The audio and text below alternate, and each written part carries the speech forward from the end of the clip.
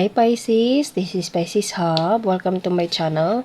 So for today's video, gagawa tayo ng weekly reading for Pisces from May 13 to May 19, 2024. Okay, so gamitin natin itong tatlong cards natin dito. Itong the fortune telling card, the tarot card, and advice from our angel answers oracle cards. Okay, so this reading is for all Pisces or para sa lahat ng taong nagdi-deal kay Pisces po. Okay, so alamin natin kung ano yung mga posibleng mangyari, mga gabay, mensahe sa linggong ito for Pisces. Okay, so kung meron po kayo narinig na background noises, Pisces, pasensya na po, okay? And this is a general reading po, so pwede pong mag-resonate, pwede pong hindi, okay? Pwedeng ito ay energy mo, pwede din pong hindi, okay? So, take nyo lang kung saan mag-resonate, saan po tugma. Okay? And, ang mga energies, masculine or feminine man, yung lalabas sa ating cards ay pwede po sa lahat ng gender. So, babae, lalaki, LGBT man, yung mga Pisces na nanonood, or yung mga Pisces, yung mga taong nagdi-deal kay Pisces po. Again, take lang basta mag-resonate. Pag hindi, wag po natin pong ipilit, okay? So, ano pa ba? Ayun lang. So, shuffle muna natin to lahat and kuha tayo ng mga cards mamaya, okay? So, ito palang angel answers oracle cards natin is pwede siyang magbigay ng advice, pwede siyang magbigay ng timeline, pwede din po siyang magbigay ng answered by yes or no, maybe, or kahit ano. Okay, basta random yung mga cards na nandito sa ating angel answers oracle cards. Okay, so unahin natin itong ang ating the keeper, the fortune telling card. So, ano po ang mga posibleng mangyari for Pisces sa linggong ito? Ano po ang mga posibleng mangyari for Pisces sa linggong ito from May 13 to May 19, 2024. Journey. Okay, so pwedeng merong physical journey, travel sa linggong ito, Pisces. Pwedeng ikaw or you're dealing with someone na magta-travel. Okay, so pwede ding emotionally travel, okay? Po, kumbaga meron kang soul searching, pwede din pong ganun po, okay? So, ano pa? Ano pa po? Ano yung journey na ito? Saan pupunta si Pisces o yung taong nagdi-deal kay Pisces? Message? Oh, so, pwede makakatanggap ka ng invitation, Pisces, and pwedeng pupunta ka dun, okay? Or there is someone na magbibigay sa'yo ng mensahe and magta-travel. Basta, it's either you or you're dealing with someone na magta-travel po for this week or planning to travel, okay? So, ano pa? Ano pa po ang message niyo po for Pisces sa linggong ito? Sino or ano po yung konektado sa message na ito and this journey right here? Sino yung magta-travel? Or si Pisces ba yung magta-travel? Or someone na galing sa malayong lugar ang magta-travel? Okay? Pwedeng kayong dalawa is magta-travel with this person. Courtship. Pagkasabi ko kayo ng kayong dalawa, Pisces, lumabas to. Okay? So, pwedeng ito ay offer. Pwedeng ito ay offer sa trabaho na kailangan mong pumunta doon. Okay? Or pwedeng love din to, Pisces, na kumbaga susuyuin ka, okay? Bigla akong nasabi yun, I don't know why, okay? Or pwedeng meron ng plano itong taong to na mag-travel towards you, okay? So, basta meron travel, okay? Unang card natin dito, travel. So, it's either you, Pisces, or you're dealing with someone na travel, okay? Or pwedeng kayong dalawa, or pwedeng merong offer na darating sa'yo na papupuntahin ka dun, okay? Basta merong paglalakbay or pwede sa linggong ito meron kang mensahe na matatanggap na meron kang plano or meron kang travel in the nearest future. I don't know kung kailan, basta merong travel, Pisces, or this person will travel towards you or you're traveling with this person. It's either this is a surprise message or pwedeng alam mo na to, okay? Pwede ding approval ng visa, pwede din pong ganun, or approval ng ano ba, documents, or basta merong travel and merong connection sa message and offer and courtship, okay? So, ayun, yes, there's a gift, new pa, wow, Okay, bottom of the deck is mature man. So, pwede you're dealing with someone na older sa'yo, Pisces, okay? Pwedeng mas matanda to sa'yo kasi meron tayo ditong old man, ay mature man, pero sinabi ko na na old man, okay? So, nakikita nyo, it's either this is your karelasyon kasi meron tayo ditong courtship and lalo na meron tayo ditong marriage. Sobrang punong-puno ng love yung mga cards natin dito, Pisces. And again, there's an offer na matatanggap mo coming from this person. Okay? Basta there's a travel towards, it's either this person will travel towards you. Sinabi ko kanina, bigla kong sinabi, susuyuin ka ng taong to. Okay? And this person wants you to be in his life. Travel with him, okay, to be with him in this new journey and pasensya na Pisces. So, itong new path na ito is meron connection sa marriage. This person's only wants you. Ikaw lang Pisces or you only wants this person. Siya lang yung gusto mo or pwedeng pareho kayo. Kayong dalawa. Okay, so kasi kitang-kita nyo sobrang ganda yung mga cards na lumabas natin ngayon dito, Pisces. Okay, so wow, there's a marriage, there's a courtship, kitang-kita nyo. Okay, and there's a gift and message, there's a pathway and journey. Okay, so konektado lahat, Pisces, coming from this mature man right here. So, ano pa po ang clarifications with this person? Okay, nadini-dini Pisces sa linggong ito. This is your wish, Pisces. This is a wish fulfillment. Inaasam-asam mo to, pinangarap mo to. Aminin mo man o hindi, pinangarap mo to. Okay, kasi the star is always a dream do come true. Okay, this is a wish fulfillment, manifestations, okay? Nakikita nyo, pinangarap mo to, Pisces. Isa to sa mga bagay na parang nasa kaibutura ng puso mo, Pisces, na gusto ko to. Gustong-gusto ko to. Okay? So, eto na. Sa linggong ito, there's a big possibility na meron kang matatanggap na mensahe coming from mature man. Pwede na sa malayong lugar ito, as I said kanina, kasi meron tayo ditong journey and there is a globe right here. And pwede na sa ibang bansa itong taong to or pwede you're dealing with someone na of course, mature, emotionally mature, intelligent, matalino, okay? And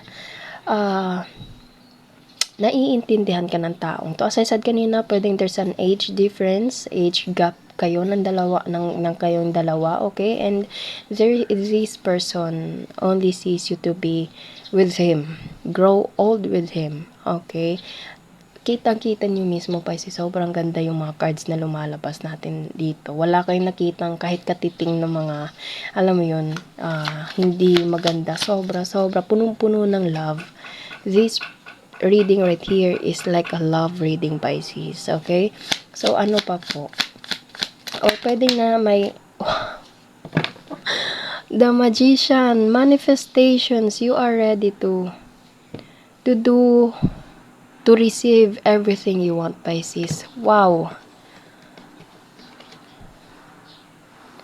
The Star and the Magician. As I said kanina, it's either aminin mo man o hindi, pero pinangarap mo to and minamanifest mo to, buong puso mo tong inaasam-asam, Pisces. Okay? So, it will happen very soon, Pisces. It's either this week is meron travel talaga na magaganap or pwede meron ka matatanggap na offer, mensahe coming from this person na magta-travel siya towards you or you will travel together with this person. Okay, and the Magician, this is, wow, dalawang major arcana yung lumabas dito, Pisces. Wow, sobrang ganda. And the King of Swords, this person have a big decision, big step na gagawin, okay? Kumbaga, this person, ang personality kasi ng taong to or ikaw mismo, Pisces, is pag gusto niya. Pag nakapag-desisyon na siya, yun na. Okay? Ganun ka-decisive itong taong to. Kaya itong taong to have a plan and pwedeng yung planong yun is sasabihin na niya sa'yo. And Two of Swords, pwedeng wala kayong communication ng taong to or this person, nakikita nyo yung sword niya dito is parang ginanon niya. Okay, so, wala siyang, kumbaga walang makakahadlang sa kanya, walang negative, walang anything reason na makakapigil sa taong to. Pasensya na po kung meron po kayo naririnig na background noises po, okay? So, wow, you're dealing with someone na there's a masculine energy, Pisces, okay? Pero again, wala po tayong gender specific po. So, and pwede you're dealing with a Virgo sign. This person is so highly intelligent and also a mature person. Nakikita nyo, ito para siyang, ayan, ito si The Hermit and kitang-kita nyo, halos almost pareho sila ng features, Pisces. Okay? So, you're dealing with someone na mature and also this person, before niya gagawin, iniisip niya na mabuti. Okay, before siya mag-decide, iniisip niya sobra-sobra ng mabuti. Okay, so, this person have a big step, big decision na gagawin with you, Pisces. And the moon, the star and the moon, Pisces. Wow! Wow! Wow. So, you or this person, you are divinely connected with this person. Truly, Pisces, okay? And you light up this person's life, or this person's life light up yours. Tama ba?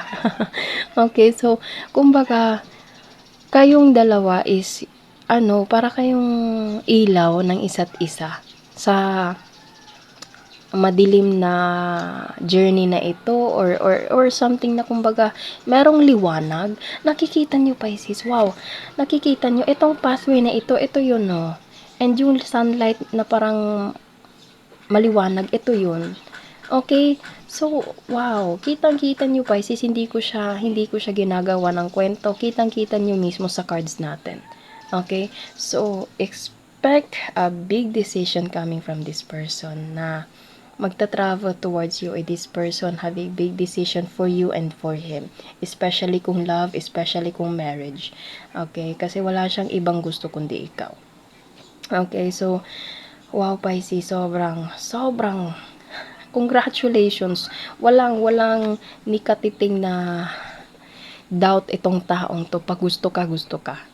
Okay, so this reading is obviously a love reading, Pisces. Okay, so gamitin natin itong Angel Answers Oracle cards. Alamin natin kung ano yung magiging mensahe, ano yung timeline, answers, or anything coming from our angel right here. Okay, so ano po ang mensahe nyo po for Pisces sa reading na ito?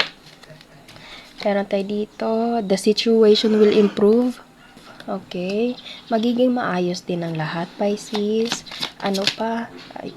Compromise. You have to think. You have to compromise something, Pisces. Pag-isipan ng mabuti. Ano pa po ang message niyo po for Pisces sa linggong ito? Ano pa? There's a situation will improve and compromise. Okay. So, again, there's a big decision, balancing in a situation in life. Ay, pasensya na. Trust, meron tayo ditong trust, tiwala lang, and no need to worry. Yes, of course. You have to trust this person. You have to trust God. First of all, God. Huwag kang mawala ng pag-asa, huwag ma-stress, kasi kung ano man tong sitwasyon na ito, magiging okay, magiging maganda, maaayos din. Okay, so tiwala lang. Kung you're dealing with this person right here, tiwala lang po. Okay, so wow, this is obviously a love reading, Pisces. Okay, pasensya na kung meron po kayo naririnig na background noises. Okay, so kuha tayo ng mga initials, random words, kung sino or ano po yung mga konektado sa reading ni Pisces for this week. Okay, wow. There's a planning to travel, message to travel, there's a marriage, there's a message, there's a gift, there's a new pathway, okay? So,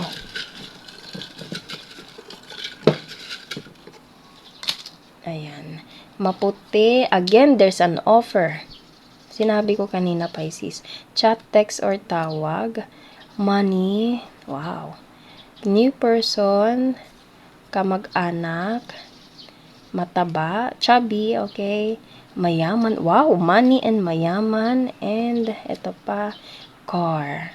Okay, so pwedeng konektado ito sa tao na dinidil mo, Pisces, or sa'yo. Okay, so yun po ang ating reading sa araw na ito. Sa linggong ito, Pisces, for May 13 to May 19, 2024. Okay, so sobrang ganda ang reading natin ngayon for the love reading. Okay, and naway nagustuhan niyo po, Pisces, huwag niyo po sana kalimutan na mag-like at mag-subscribe po sa ating channel and click the bell button para ma-notify po kayo sa next videos na i-upload natin. Okay? So, thank you, Pisces, and God bless!